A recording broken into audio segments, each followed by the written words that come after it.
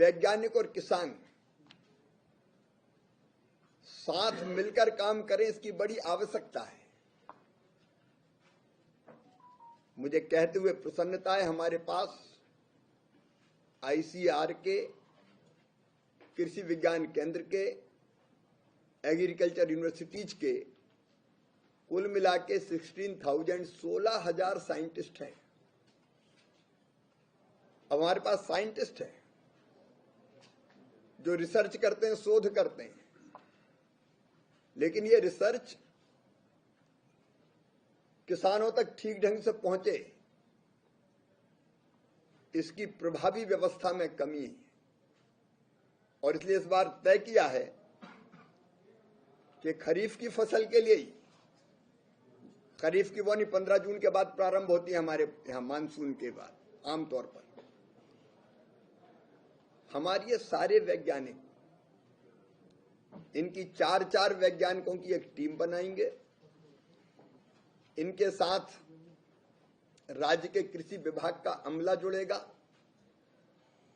केंद्र सरकार के कृषि विभाग के साथी भी जुड़ेंगे, प्रगतिशील किसान जुड़ेंगे, और ये 15 दिन के लिए खरीफ की फसल में उत्पादन कैसे बढ़े, अच्छा बीज, बेस्ट प्रैक्टिस, उनको कैसे लागू करें, इसके बारे में किसानों से संवाद करेंगे।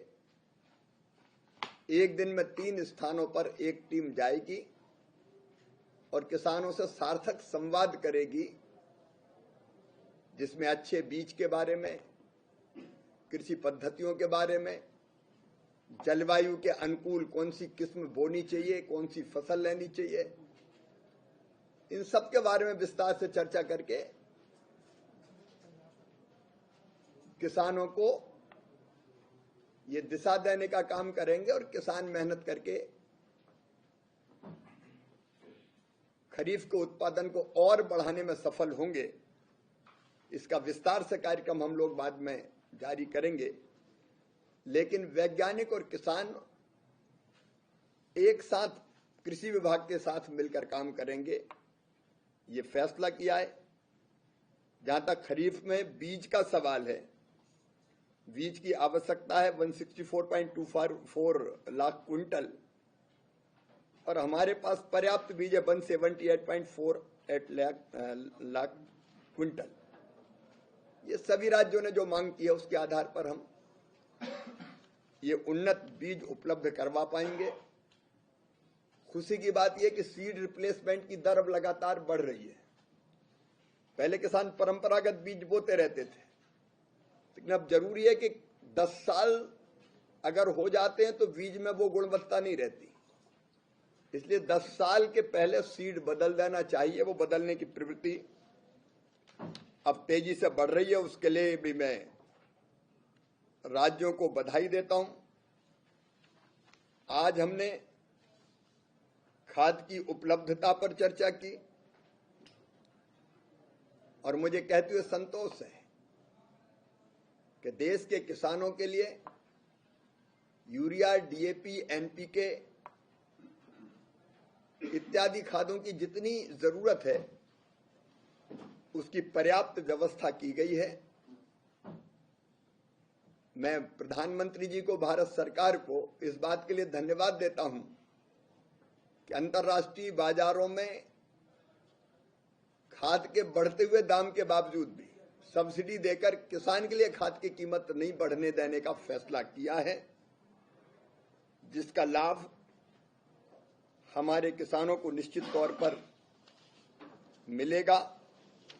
अभी खाद की कुल आवश्यकता इस बार खरीफ 25-26 के लिए 362.60 लाख मीट्रिक टन है, जिसकी व्यवस्था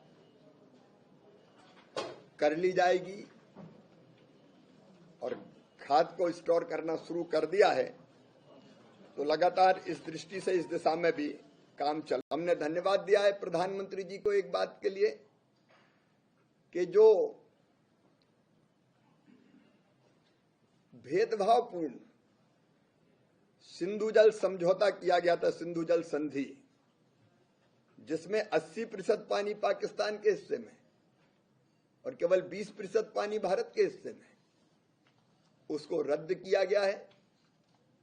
इसके रद्द करने का लाभ भारत के किसानों को मिलेगा, विशेषकर पंजाब, हरियाणा, राजस्थान, जम्मू कश्मीर,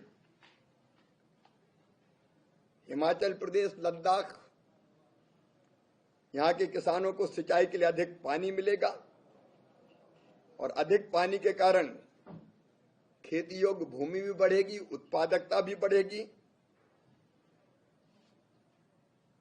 बाढ़ नियंत्रण जैसे काम भी बेहतर हो सकेंगे और जल विद्युत परियोजनाओं के विस्तार से किसानों को सस्ती और स्थिर बिजली भी मिलेगी, जिससे निश्चित तौर पर उत्पादन बढ़ेगा और हमारे किसानों को निश्चित तौर पर लाभ होगा।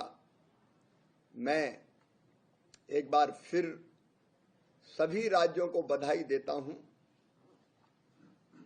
किसानों की खेती को फायदे का धंधा बनाने के लिए और खेती में उत्पादन बढ़ाने के लिए सभी हमारे कृषि मंत्री, मुख्यमंत्री बहुत बेहतर काम कर रहे हैं और केंद्र और राज्य मिलकर लगातार आगे बढ़ रहे हैं। धन्यवाद।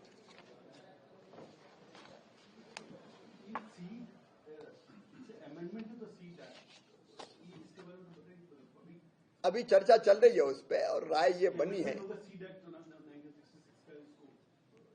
उसमें और संशोधन की आवश्यकता है। जो आवश्यकता है उस पर चर्चा करेंगे हम लोग।